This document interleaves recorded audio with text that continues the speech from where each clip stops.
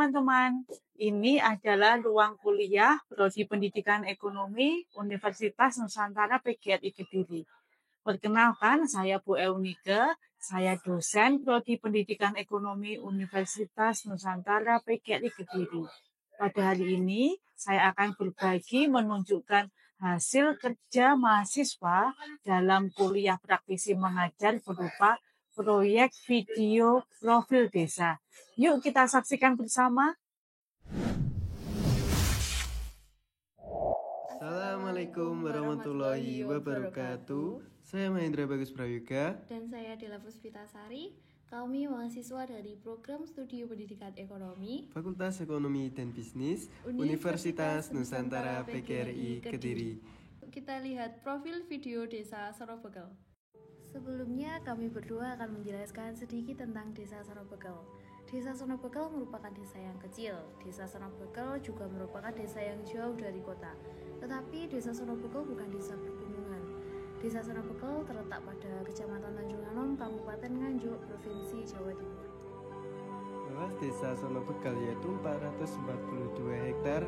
Desa Sorobekel sendiri memiliki batas wilayah desa yaitu sebelah utara dengan batas desa Sumengko, sebelah selatan dengan batas desa Getas, sebelah timur batas desa Ngadirejo, dan batas sebelah barat yaitu batasnya desa Kepanjen.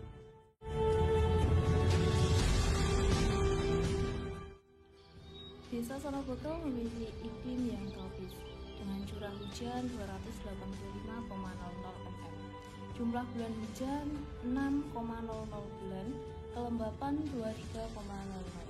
Suhu rata-rata harian 30,00 derajat Celcius dan tinggi tempat dari permukaan laut 53,00 mdp. Desa Sorobekel memiliki jumlah jiwa sebanyak laki-laki 2.854 orang dan perempuan sebanyak 2.784, jadi seluruh jiwa di Desa Sorobekel sebanyak 5.638. Yuk kita lihat lebih jauh profil Desa Sorobekel.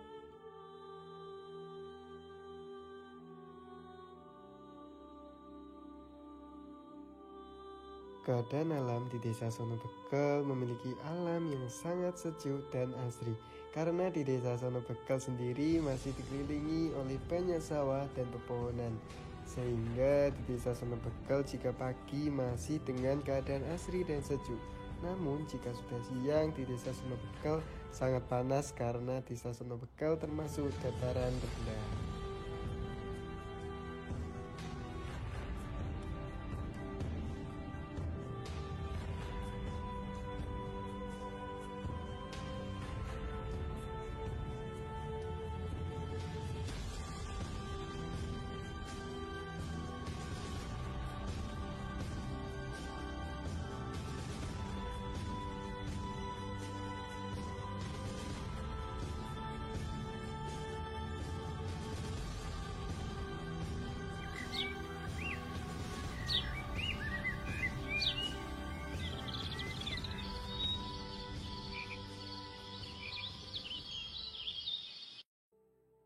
Sumber mata air yang terdapat pada Desa Sorobekel yaitu adanya sumber air dari sungai yang dimana air sungai ini digunakan para petani untuk mengairi sawah jika terjadinya musim kemarau.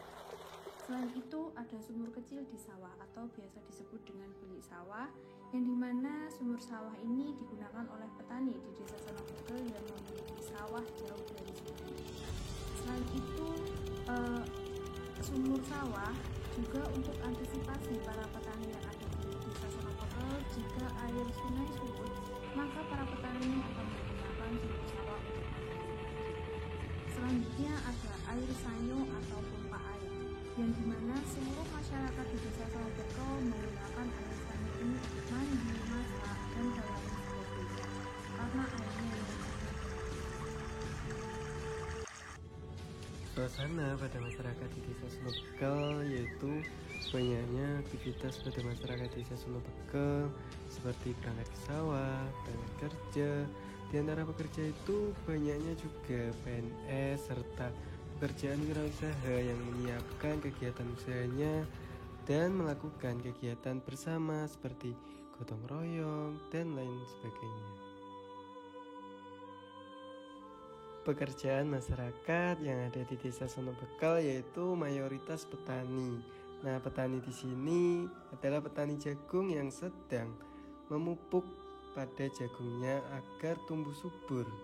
Nah, sebagai contoh, kalian lihat sendiri kami berdua terjun langsung untuk ikut dalam petani di Desa Sonobekal memberikan air dan pupuk pada tanaman jagungnya. Selain itu, kami berdua juga melihat masyarakat di Desa Sonobekal itu berternak sapi. Meskipun sapinya tidak banyak, tapi peternak di Desa Sonobekal ini sangat baik untuk menernak sapinya. Yuk kita lihat. Dan banyak lagi pekerjaan masyarakat di Desa Sonobekal seperti PNS, pegawai swasta, dan juga banyak UMKM serta pengusaha yang sukses di Desa Sonobekal sendiri.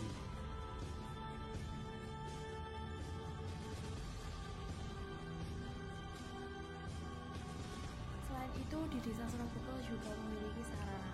Sarana yang ada di Desa Sonobekal yaitu adanya sarana pendidikan. Di Desa Sonobekal memiliki beberapa sarana pendidikan. Salah satunya yaitu pertama adanya sebuah playgroup yang dimana itu isinya untuk anak umur yang 4 tahun yang ingin sekolah belajar bernyanyi dan bermain. Selanjutnya yaitu ada TK Pertiwi di salah satu Desa Sonobekal yaitu TK Pertiwi 1, di mana TK ini memiliki 2 ruangan kelas yaitu kelas A dan B, dan juga di tempat ini terdapat fasilitas untuk anak-anak bermain ketika istirahat berlangsung.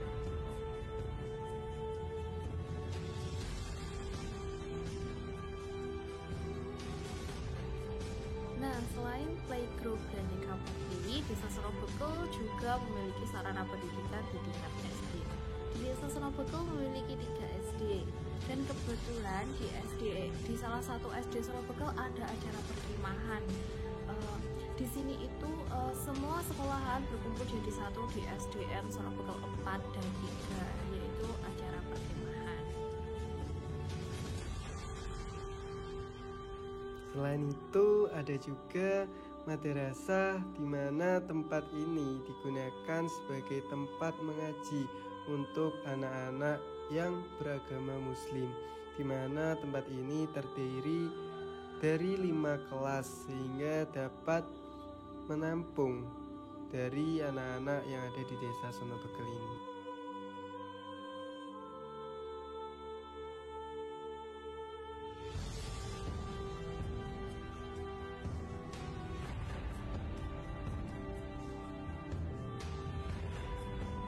Selain sarana pendidikan, di Desa Sonobekal juga ada sarana kesehatan. Nah, yang kita shoot ini adalah sarana kesehatan dari desa, yaitu Polindes atau bisa disebut dengan puskesmas desa. Yang dimana tepat pada saat pengambilan video ini, di Polindes itu ada program imunisasi pada balita setiap bulannya. Sarana tempat olahraga yang ada di Desa Sonobekal yaitu adanya lapangan sepak bola, di mana lapangan ini sangat ramai jika hari-hari digunakan untuk bermain sepak bola yang ada di sini. Di Desa Sonobekal tidak adanya pasar, tetapi di Desa Sonobekal ada tukang sayur keliling maupun menetap yang ada di rumah. Nantinya di mana tukang sayur akan didatangi oleh ibu-ibu yang membutuhkan sayur maupun bahan makanan pokok sebagai makanan kebutuhan setiap harinya.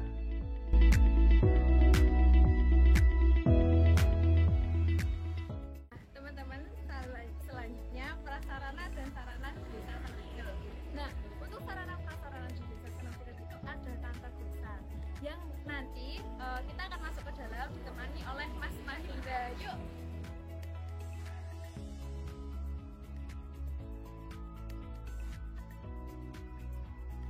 Nah, ruangannya pertama yaitu ruangan resepsionis yang dimana di sini tempat untuk pelayanan perangkat desa terhadap masyarakat, bagaimana kondisi masyarakat yang ada di RT, di RW untuk melapor yang ada di desa.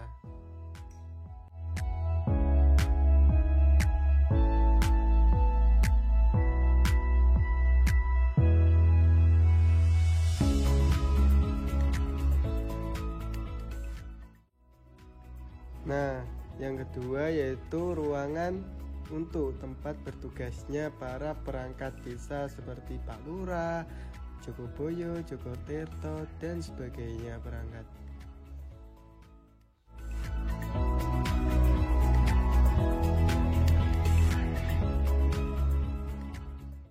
Nah, yang ketiga ini di kantor desa ada ruangan untuk berkumpulnya jika ada acara rapat-rapat desa maupun acara rutinan setiap bulannya.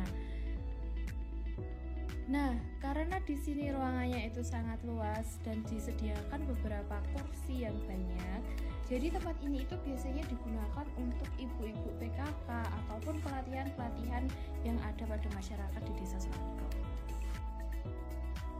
Selain itu, Desa Sonobekel juga memiliki transportasi desa, yang dimana Desa Sonobekel baru saja menerima mobil siaga dari pemerintah.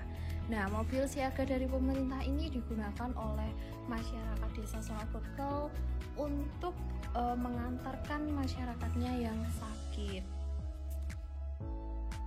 Selanjutnya yaitu ada data APBDes, yang dimana data APBDes Desa Sonobekel ini ada pengeluaran dan pemasukan. Dikarenakan di sini kurang jelas data APBDesnya, maka akan saya perlihatkan pada tabel berikut ini. Berikut adalah tabel menguraikan profil APBDes pada tahun 2022. Yang pertama yaitu sumber-sumber pendapatan Desa Sonobekel. Yang pertama ada pendapatan asli desa, yang sebagaimana ada hasil usaha, hasil aset, hasil swadaya partisipasi dan gotong royong, dan lain-lain pendapatan asli desa yang sah seperti pendapatan asli desa atau bengkok, pendapatan lain-lain yang sah yaitu bengkok kades dan perangkat desa. Nah, yang kedua ada pendapatan transfer yaitu dana desa, bagi hasil pajak dan retribusi, alokasi dana dan desa. Nah, untuk yang ketiga ada pendapatan lain-lain yaitu bantuan dari pihak ketiga. Selanjutnya yaitu kegiatan belanja desa. Nah, berikut saya tampilkan data belanja desa di Sonobekel. Ada 31 rincian anggaran belanja desa. Nah, anggaran desa ini pengalokasiannya sebagai mendukung pertumbuhan perekonomian yang ada di Desa Sonobekel serta mewujudkan Desa Sonobekel menjadi desa yang lebih maju.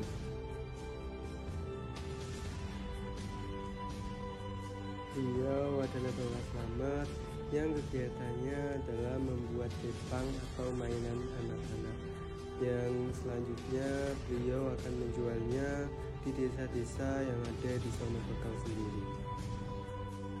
Berikut hasil pembuatan kepang yang sudah dibuat oleh kakek Slamet.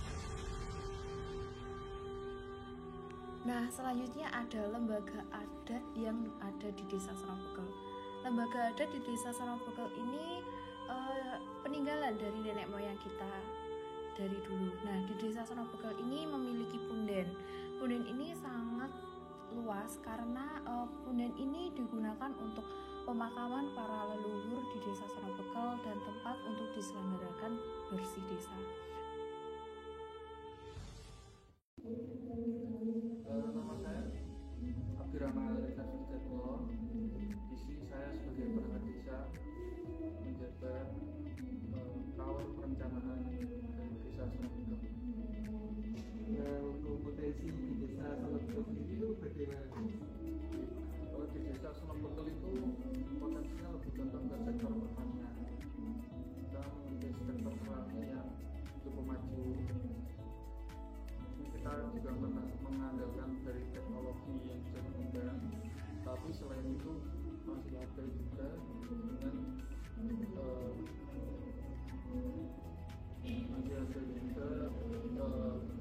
tangan dari manusia. Nah, bagaimana kalau dengan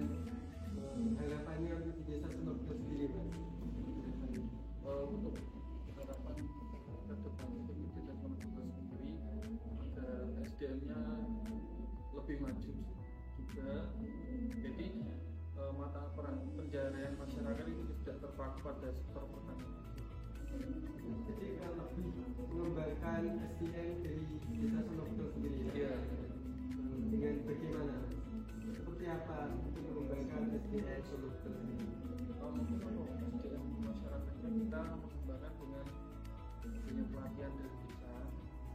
Jadi ada seminar, ada pelatihan kerja. Kalau boleh tahu itu yang dikembangkan SDM-nya sendiri itu rata-rata umur berapa ini? Untuk rata-rata umurnya 19 setelah lulus sampai umur berapa usia kerjanya untuk dilatih? usia kerja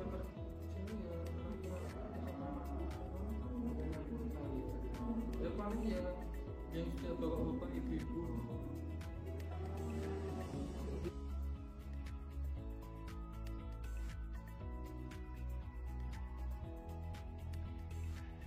Bersama masyarakat desa Sono Bekel maju.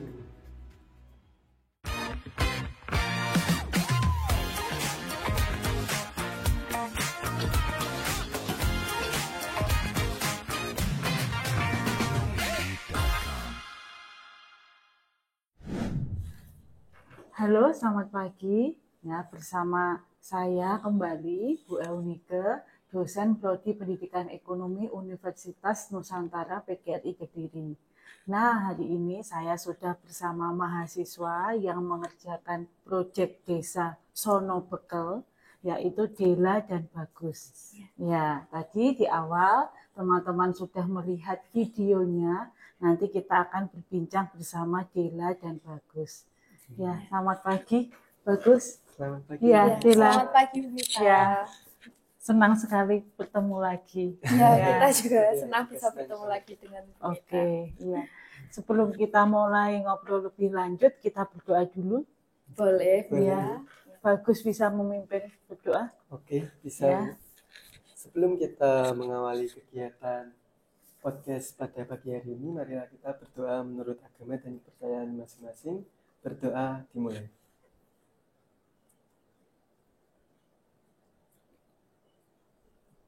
Berdoa cukup.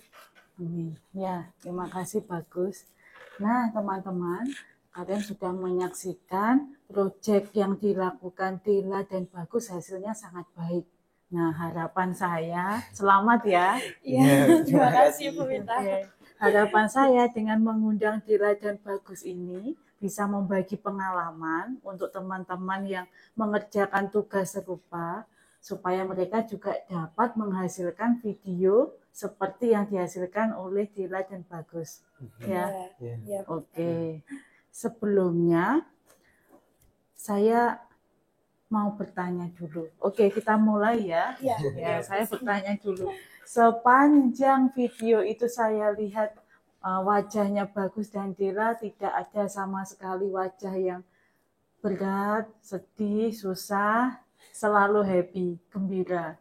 Nah, saya ingin tahu mengapa di sepanjang video itu terlihat wajah Dela dan Bagus yang gembira. Ya, silakan. Ya, ini dari saya ya, teman-teman.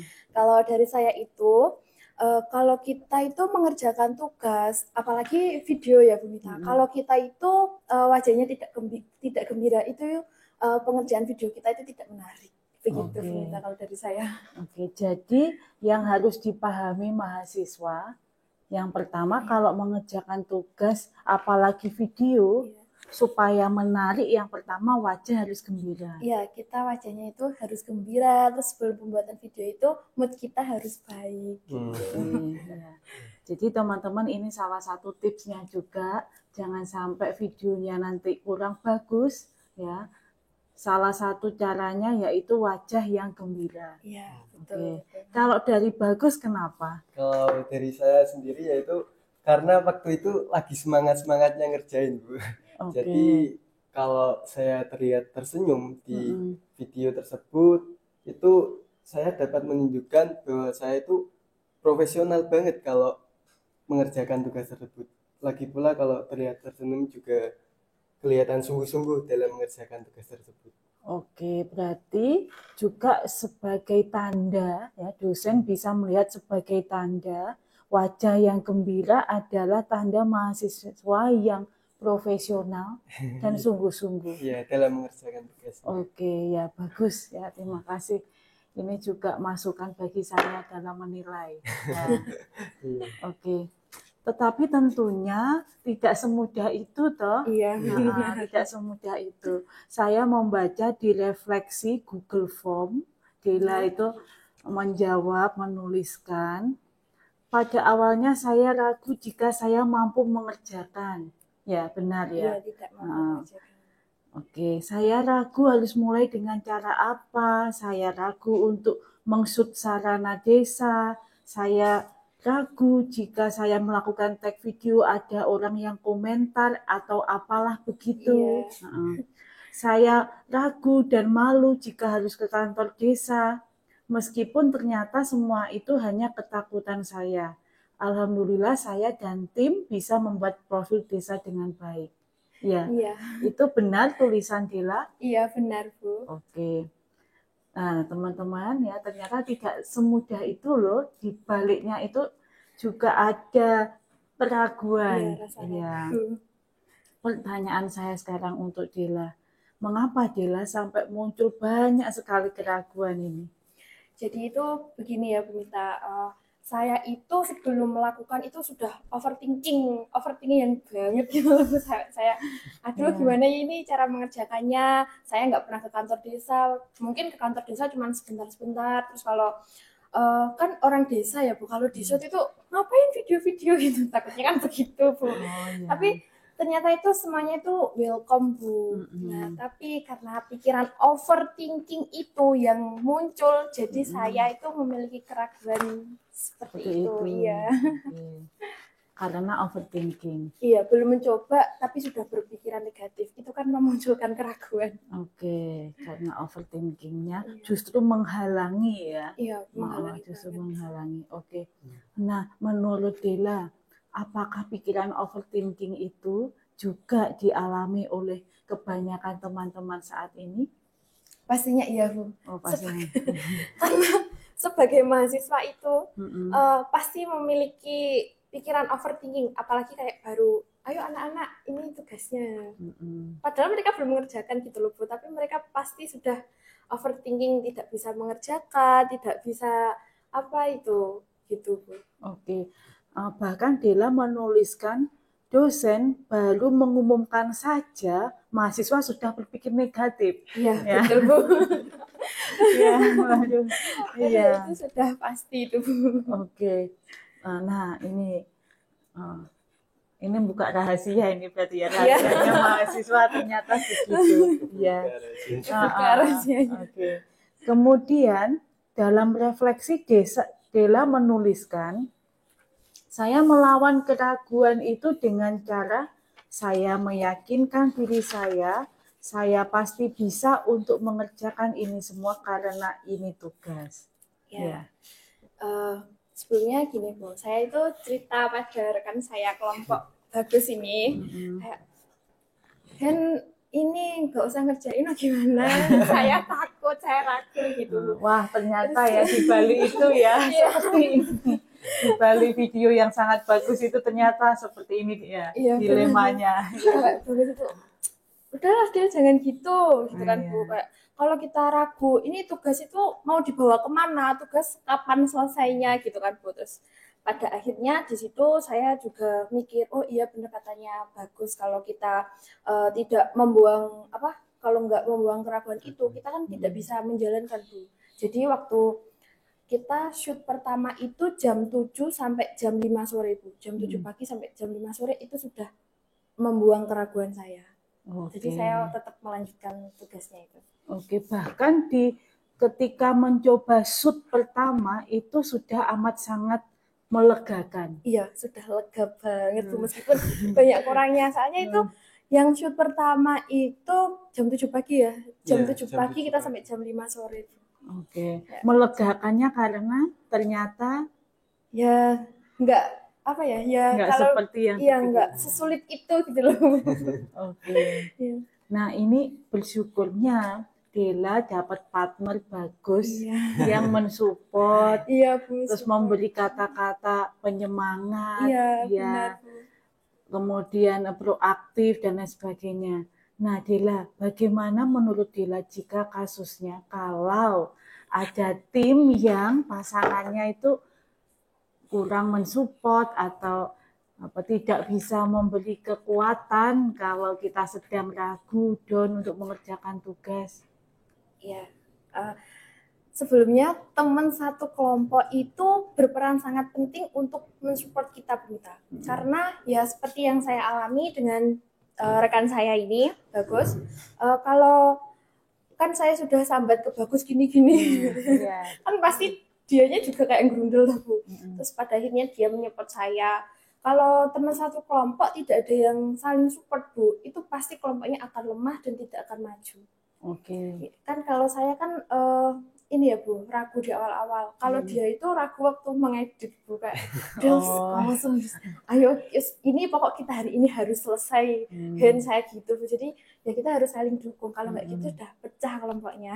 Berarti ada fasenya Dela yang drop, Iya, Bagus yang menguatkan, ganti ada fase Bagus yang drop, Dela yang mensupport. Iya Bu. Saling mensupport. Oke, kalau menurut Bagus, apa ya Bagus yang harus dipikirkan seorang mahasiswa kalau temannya sekelompok ternyata nggak support itu bagaimana? Apa yang harus dipikirkan atau apa sehingga dia bisa tetap mengerjakan itu, menuntaskan, atau malah kita sudahi saja sampai di sini gitu, atau bagaimana menurut Bagus? Kalau menurut saya itu kita itu harus saling menguatkan, dalam tim itu harus berkolaborasi. Kita kalau semisal lagi down, Dila lagi semangat-semangatnya, kalau bisa Dila harus menguatkan saya dalam mengerjakan tugas. Begitu pula sebaliknya, Dila juga harus menguatkan kita, saya harus menguatkan Dila untuk lebih semangat lagi dalam mengerjakan. Apalagi mahasiswa itu kadang gampang mengeluh soal mengerjakan tugas itu. Iya. Mengeluh, overthinking, berpikir negatif duluan. Iya pasti itu. Iya. Kalau ya itu tadi balik lagi, kalau timnya nggak support, ya, bagaimana? Maksudnya apa yang harus dipikirkan oleh seseorang, misalkan Dela ketemu kelompok atau ketemu teman dalam satu kelompoknya yang pasangannya bukan Bagus, tapi itu tidak bisa mensupport, sulit diajak kerjasama, yang harus Dela pikirkan apa? Gini, kalau saya menemukan teman seperti itu ya, kita nggak boleh egois, kita harus Bu, kayak kalau kita ragu ya kita yang meyakinkan diri kita, tapi kita harus bisa meyakinkan teman kelompok kita itu Bu, agar kita itu tetap bisa mengerjakan bersama-sama gitu Bu. Nah kalau dia sudah ngedon, saya ngedon kan nggak jalan Bu. Jadi ya kitanya sendiri yang harus meyakinkan diri gitu. Harus percaya diri. Berarti kalau teman-teman dalam mengerjakan kelompok ini tidak menemukan tim sesolid mereka berdua ini, semangati diri sendiri. Iya. Semangati diri sendiri, terus saja dikerjakan. Iya Bu, dari situ. Enggak menyerah. Enggak. Oke.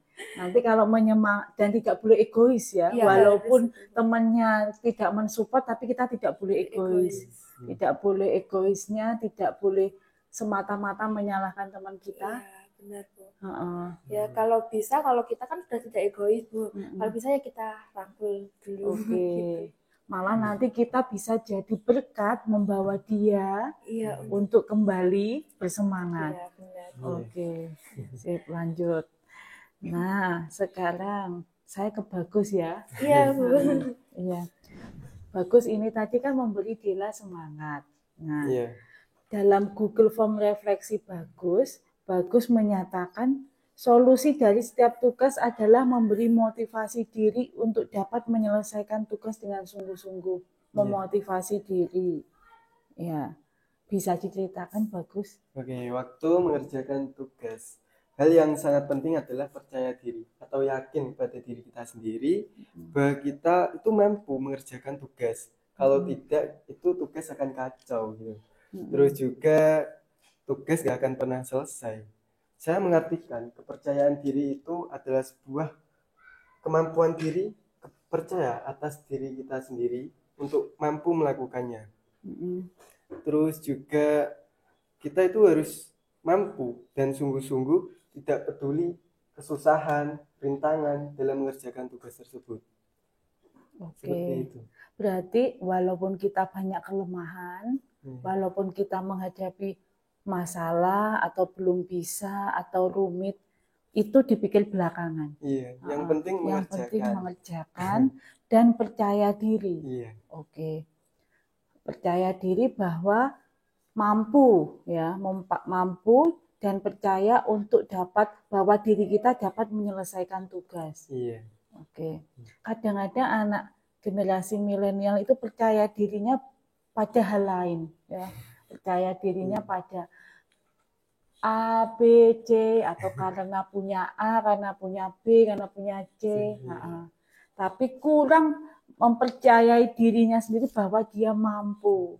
Iya, oke. Bahkan Bagus dari form refleksi menuliskan yakin dengan sepenuh hati bahwa tugas nggak akan selesai kalau diam dan mengeluh. Ya, Iya. selain percaya diri, meyakinkan diri, Bagus juga menyampaikan bahkan kalau kita diam, apalagi mengeluh, itu tidak akan selesai, ya. Tugas tidak akan selesai, tidak berguna. Oke, bisa diceritakan Bagus pemikirannya ini bisa munculnya bagaimana? Nah, waktu itu saya itu pernah merasakan malas dan mengeluh soal tugas yang sudah diberikan gitu. Oh gitu ya.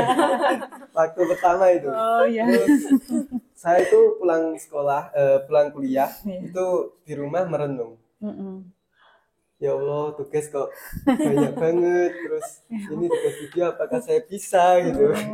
Terus kemudian saya muncul di benak saya itu kalau saya diam dan hanya mengeluh soal tugas, saya yakin tugas ini nggak akan pernah terselesaikan. Seperti itu. Oke, wow, bagus. Dapat pemikiran itu dengan merenung. Iya, merenung. Wah, itu dapat pencerahan ya.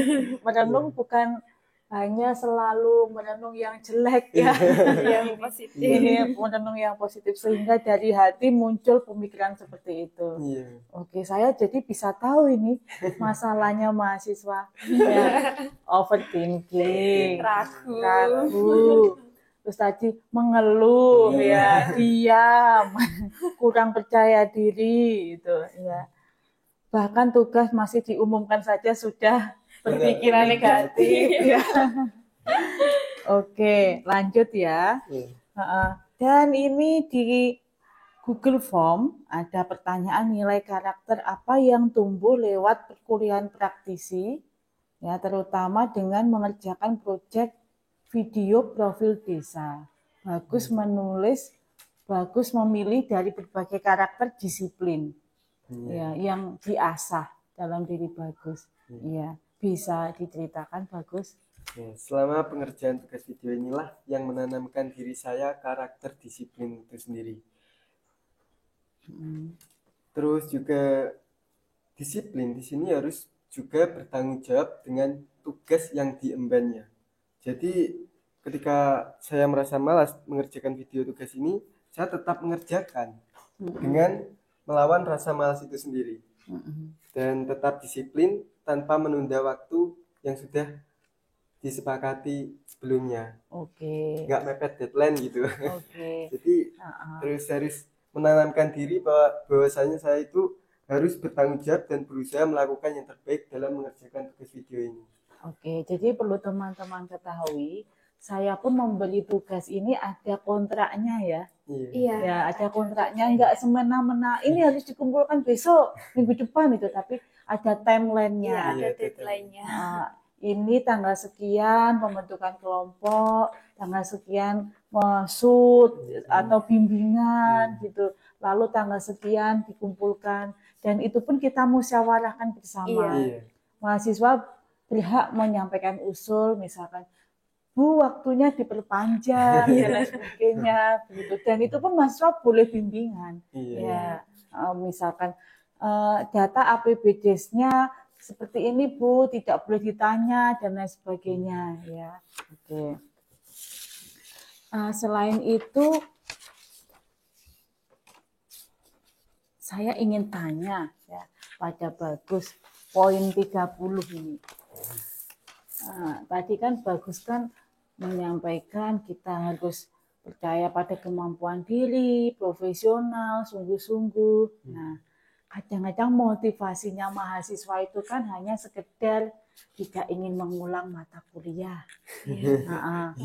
Pasti itu. Atau motivasinya saya mengerjakan ini supaya oke lah di level di atasnya tidak ingin mengulang mata kuliah yaitu karena angan-angan pengen dapat nilai yang baik gitu. Nah, tapi tadi Bagus menyampaikan kita harus sungguh-sungguh, profesional, seperti itu. Menurut Bagus sendiri, apakah ada perbedaan ya Bagus? Mengerjakan tugas mahasiswa yang mengumpulkan hanya karena supaya nilai baik, tidak mengulang dengan yang sepenuh hati. Perbedaannya itu juga sangat jelas, Bu. Berarti ada perbedaan. Iya, perbedaannya ada. Dari segi mahasiswa yang sungguh-sungguh dalam mengerjakan tugas tersebut, sangat jelas dari tugas tersebut sangat baik. Kalau dari mahasiswa yang tidak bersungguh-sungguh atau hanya mencari nilai atau hanya mengumpulkan saja, itu pasti tugasnya ya berantakan, cuman sekedar formalitas untuk mengumpulkan saja gitu. Oke, ya. Kalau dikerjakan sungguh-sungguh sepenuh hati, pasti hasilnya juga baik. Iya. Tapi kalau sekedar mengumpulkan belum tentu. Belum tentu. Oke, ya. Dan juga ternyata selain membuat percaya diri, disiplin, ada hal lain lagi dengan pengerjaan tugas yang sungguh-sungguh. Ini di poin 28 Bagus menyampaikan pengalaman dan ilmu di kelas praktisi tidak didapat di dalam kelas. Ya, seperti saya diasah untuk berkomunikasi dengan bahasa yang sopan, menggunakan bahasa Indonesia baik dan benar ataupun bahasa Jawa kromo alus. Ya, tidak menggunakan nada yang tinggi, tidak membicarakan hal privasi, tidak memotong pembicaraan orang lain, tidak menyalahkan ucapan orang lain, harus dapat menyusun kata atau kalimat yang relevan dengan video yang diambil. Ini benar Bagus yang tuliskan? Sangat benar, Bu. Oke, ya. Nah, ini hal yang sangat menarik ya. Sisi lain, manfaat lain mahasiswa yang sungguh-sungguh mengerjakan proyek video profil desa. Oke. Bisa diceritakan Bagus? Ya. Kita itu dalam mengerjakan tugas di luar kampus, selain kita membawa nama baik kampus, kita juga membawa nama baik diri sendiri. Jadi selayaknya kita bertamu di rumah orang, kita harus menjaga adab, sopan santun, tata bahasa, dan cara kita berkomunikasi dengan orang itu harus nyambung dan harus sopan, menjaga adab gitu. Jadi harus lebih menjaga sopan santun supaya kita juga selain menghargai orang lain, kita juga menghargai diri sendiri gitu. Karena sesuai dengan filosofi budaya Jawa, ajining diri saka lati, ajining rogo saka busana, yaitu harga diri seorang manusia itu berasal atau berada pada mulutnya atau tata bahasa ucapannya. Seperti itu. Wow. Ini saya rasa nilai yang luar biasa yang harus dipahami oleh generasi milenial, Iya. anak muda ya. Sepertinya anak muda juga banyak kendala di hal ini ya. Selain overthinking, kurang pede, berpikir negatif, ragu, juga harus menyadari bahwa nilai dirinya ya, seorang anak muda itu dari ucapan ya. Iya, benar. Adab, budi pekerti, ucapan, dan apalagi harus bisa menempatkan diri ya, sadar, tahu diri posisinya. Seperti tadi kata Bagus, kita itu seperti bertamu ya, selayaknya tamu, harus bisa ramah, sopan, santun gitu. Oke. Terhadap semua orang yang terlibat di dalamnya. Oke. Ya, sangat menarik sekali. Saya juga merasa sangat bangga, sangat bersyukur ya apa yang dilakukan di kuliah praktisi ya, bukan hanya aspek keilmuan saja, tapi juga memberikan pengalaman ya, membentuk karakter dan nilai-nilai ya yang berbudi luhur saya rasa. Oke. Nah, terakhir ini saya mau minta dari Bagus dulu ya. Nah, dari Bagus,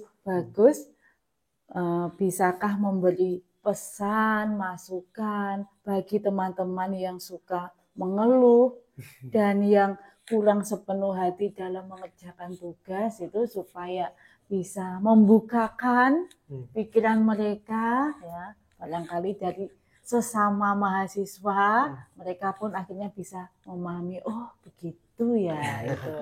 Ya, silakan Bagus. Saya ingatkan ke teman-teman mahasiswa, kita itu sebagai mahasiswa adalah agen of change, agen dari perubahan. Oke.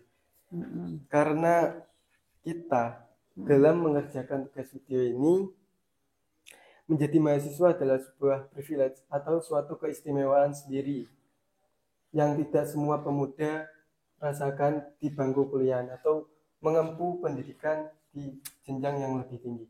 Maka dari itu kita sebagai mahasiswa hanya belajar di kuliah saja itu tidak cukup. Kita itu harus belajar di luar kampus. Seperti itu. Dengan belajar di luar kampus, kita akan mampu mengasah pola pikir, terus juga cara kita berkomunikasi di desa ataupun berkomunikasi di perangkat atau masyarakat desa, seperti itu. Oke. Jadi kuncinya kita harus bersyukur. Iya, harus bersyukur. Supaya tidak mengeluh, supaya senang dengan tugas, menikmati tugas ya. Kita harus bersyukur ya bahwa tidak semua anak muda itu bisa menikmati kuliah. Oke. Nah, sekarang pesannya Dila bagi teman-teman yang sekarang masih overthinking dan suka overthinking dan juga suka masih sering berpikir negatif duluan, padahal masih diumumkan ya, belum apa-apa itu masih diumumkan saja ya oleh dosennya ya. Silahkan Dila. Sebenarnya gini Bu Mita, kalau dari saya itu teman-teman overthinking itu nggak apa-apa karena itu kan ya di usia remaja ya Bu ya, pasti overthinking Bu, tapi ya jangan sampai apa ya Bu, kena menang gitu loh. Itu jangan sampai, kita nggak apa-apa overthinking sebentar gitu, tapi kita juga ingat ini tugas, kita harus melakukan, kita tidak boleh berpikir negatif. Kalau dosen memberi kita tugas Bu, nggak apa-apa kita langsung berpikiran negatif, aduh nggak bisa mengerjakan, tapi kita harus mencoba dan menikmati bahwa tugas itu pasti bisa dilakukan. Begitu teman-teman. Oke, jadi sebetulnya overthinking juga nggak apa-apa dalam taraf yang wajar. Iya, nggak apa-apa kalau kita ya overthinking sedikit itu nggak apa-apa.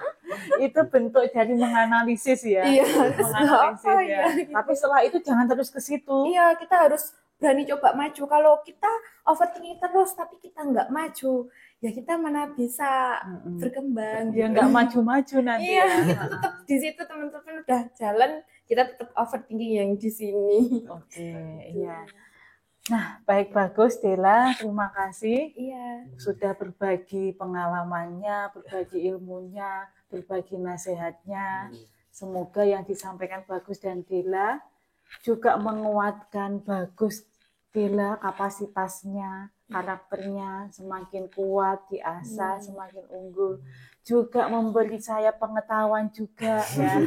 Saya juga harus bisa membawa suasana sehingga mahasiswa tidak merasa overthinking. Oh, tugas itu mudah gitu ya. Mungkin cara mengumumkannya mungkin ya nanti ya. Cara mengumumkannya dan cara kita membuat timeline yang kita musyawarahkan bersama. Bersama-sama. Ya, dan juga untuk teman-teman itu loh teman-teman ya. Kita terus saja maju ya. Seperti kata-kata bijak menyatakan seseorang dapat dipercaya dalam hal kecil, ia pasti juga dapat dipercaya dalam hal besar. Demikian juga jika seseorang itu tidak tanggung jawab dalam hal kecil, maka ia diragukan dapat diberi tanggung jawab kepercayaan pada hal besar. Nah, anak muda, bangunlah kapasitasmu. Setialah pada hal kecil, perkara kecil, dimulai dari tugas, dari diri sendiri, ya. Karena perkara besar tidak akan dipercayakan kepada kamu sebelum kamu dapat mengelola, dapat bertanggung jawab, dan setia pada perkara kecil. Kamu bisa karena kamu anak muda yang kuat, perkasa, dan anak muda itu menang mengalahkan yang jahat. Sampai jumpa di lain kesempatan. Salam pelajar Pancasila.